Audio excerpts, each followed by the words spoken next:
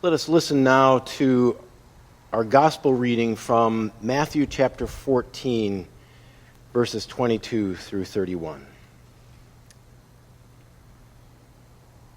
Immediately he made the disciples get into a boat and go on ahead to the other side while he dismissed the crowds. And after he had dismissed the crowds, he went up the mountain by himself to pray. When evening came, he was there alone. But by this time the boat, battered by the waves, was far from land, for the wind was against them. And early in the morning he came walking toward them on the lake. But when the disciples saw him walking on the lake, they were terrified, saying, "It is a ghost." And they cried out in fear. But immediately Jesus spoke to them and said, "Take heart, it is I. Be not afraid." Peter answered him, "Lord, if it is you, command me to come to you on the water." He said, "Come." So Peter got out of the boat, started walking on the water, and came toward Jesus. But when he noticed the strong wind, he became frightened, and beginning to sink, he cried out, "Lord, save me!" And Jesus immediately reached out his hand and caught him, saying to him, "You of little faith, why did you doubt?"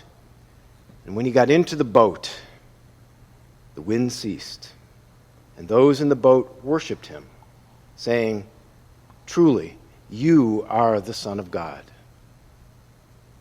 Thus ends the reading. Well, there's a story for you. I must confess, I have always been intrigued by this story, but it is frankly so weird I have never done a talk on it. But a couple of years ago, Deborah and I bought a used sailboat in Toronto. And after we made the sale, or closed the deal, we kind of got creeped out by the guy we bought it from. So, believing the weather forecast on our phone, we set out in late afternoon to sail our boat to New York State, about 34 miles across. Now, our plan had been to simply sail south across the lake, just across Lake Ontario, to Wilson, Western New York. Not too far, and we'd get there before dark. Now, as is the Sea of Galilee, the Sea of Ontario is known for sudden, sometimes extreme weather changes, which are almost impossible to predict. And such was the case that late September evening, when the winds, forecast to diminish, actually increased and changed directions. And in the process, kicked up some increasingly large waves. You see the connection with the story here. So steering south, we are now almost within sight of land again. New York State, home, yeah. When directly in our path appear strange and frightening phenomena. Yeah, water spouts. Not just one, but a number of them. Yet they're tornadoes on the water. Deborah, I guess we don't go that direction. So we sailed east, down the center of Lake Ontario as night fell around us. Now, the wind and the waves are now tilting us sideways. They call that heeling in a sailboat. So that it's happening so much and we're getting bounced around, we need to reduce the size of our sails. It's called reefing. So changing the sails on a sunny day, it's a little bit of a challenge, but it's not too hard. But in gusty wind and rolling waves, kind of a challenge. A big one. So prayers were said. God, please help us make the sails smaller. Thank you, amen. Now it's dark. And for the next 8 hours, we are, like the disciples, in their boat at night on the big lake. As the gospel says, battered by the waves. In the darkness, Deborah and I could hear the breaking waves overtaking us. and we'd brace for impact. And over the hours, steering away, I would recite to myself part of Psalm 139. Where can I go from your spirit? Where can I flee from your presence? If I ascend to the heavens, you are there. If I make my bed in the depths, which I'd rather not, you are there. If I take the wings of the morning and travel to the farthest limits of the sea, even there, your hand shall lead me, and your right hand shall hold me fast. All right, I'm not just telling you this story because I like sailing. I'm telling it part as confession, a mea culpa, or maybe a mea stupid. Another reason is weird things do happen to your senses at night on the sea. Mountain riser Ann Walters has a scholarly book on perception and psychology in sailing, which I took a deep look at. But weird things happen on the water at night. It's at about 4:30 a.m., the temperature now in the 40s. Yeah, September. Deborah and I are a mile or two off Braddock's Bay, just west of Rochester. But even though we're close to home, there are these clusters of weird yellow lights reflecting off the water in the pre-dawn toward the land and away from the land. And we're moving toward them, and they're not on the map. It's on rocks, a channel, obstruction, pretty much danger. And the binoculars, they didn't help. I honestly wondered more than once, am I hallucinating seeing these lights? We've been awake for 24 hours at this point. Weird things happen at night on the water. So we sailed farther out and got away from danger, and then we aimed for the port of Rochester, and yeah, we did a lot of praying that night. And we were glad to see the light of dawn. End of our story. I am sure that Matthew's boatload of disciples did a lot of praying in their stormy sea at night, that night.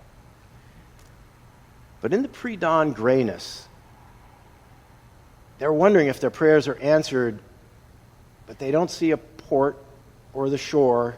They see an apparition. Or so they think.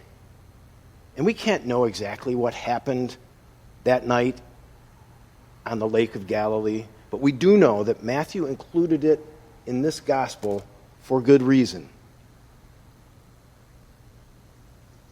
It doesn't matter what the actual details are in the story. The scholars say that Matthew wrote this story in the late first century to a scattering of believers, many Jewish converts that were around the Middle East and in Palestine. Their first century world, it had turned into a turbulent sea with waves like the Sea of Galilee. Matthew weaves meanings into his gospel story here. First of all, there's a boatload of disciples sent on a mission. Get to the other side. They're called to it. They're sent by Jesus. And the church itself at that time was sent on a mission. Did you know that the early church symbol for the church was a boat?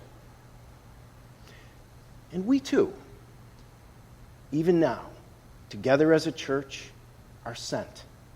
But we also each are sent on a mission for good in God's turbulent world. Second thing that Matthew wove into the story is that boatload of disciples is, as the King James Version says, tossed by the waves. For them, especially in the Palestine area, Jerusalem was now crushed by Rome. They'd invaded. They destroyed the temple. The holy symbols are gone. And the Jewish converts felt this as a storm in the darkness. aren't we ourselves about now feeling like the values we thought were part of our national identity are in disarray or desecrated? And hasn't COVID-19, that disaster, scattered communities and wreaked havoc on our own faith community and in our own lives? When the bills come due, but the check doesn't come?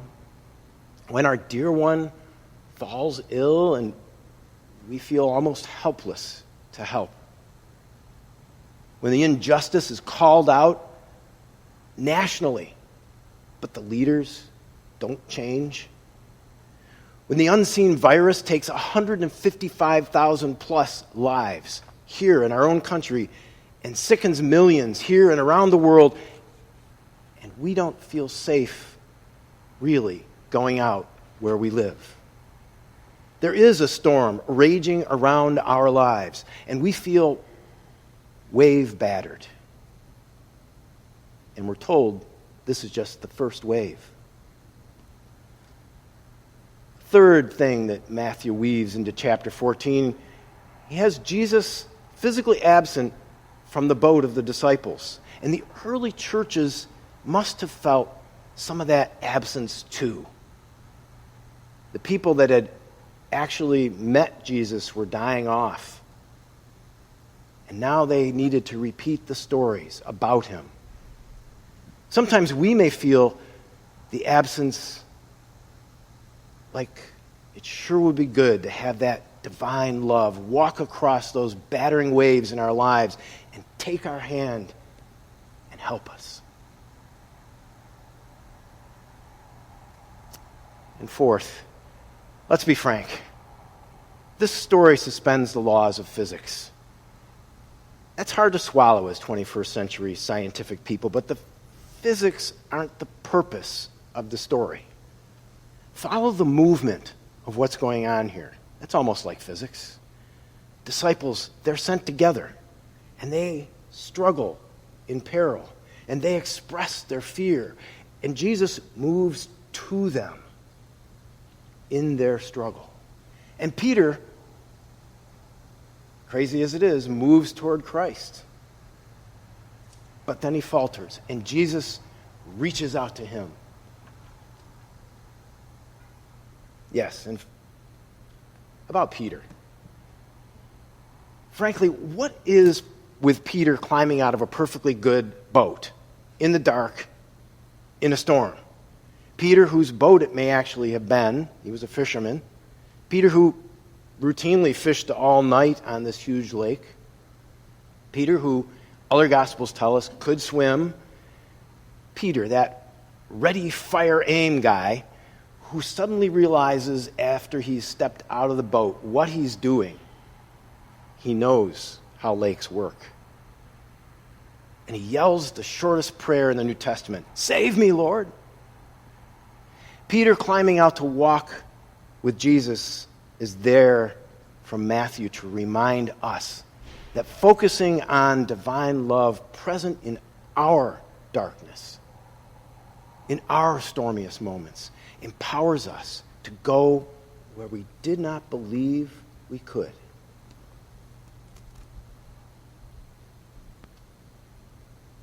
See, the tension between doubt and faith is an ancient one. Faith is not a matter of believing each particular detail of the Bible as scientific truth. Faith is believing that it shows us spiritual truth, especially that we are made for a relationship with our Creator. And ultimately, that relationship is one of dependence. As self-evident as we may try to be, most of us sometime, in our own words, exclaim inwardly or actually what Peter did, knee-deep and sinking fast, "Save me, Lord." I think of Aretha Franklin singing that in one of her late 60s hits. "Save me, reach out and save me." Nobody could sing it like she could. Many recovering addicts tell me that they depend on a higher power They reach out. But most of us, to be honest, we don't like to admit any weakness or dependency. But friends, our physical selves are fragile creatures, and our spiritual selves are fragile too. So when the storm rages around you, and when our boat together totters in waves, look past the waves and the wind for divine love seeking you out, offering you a firm hand, and ultimately calming that raging storm. And then we sail onward with divine love on board, on a course toward a world changed by loving kindness, by justice, by respect for every living being. That's the calm that lies ahead, if only we faithfully sail on with divine love on board. Are you on board with that? Amen. Amen.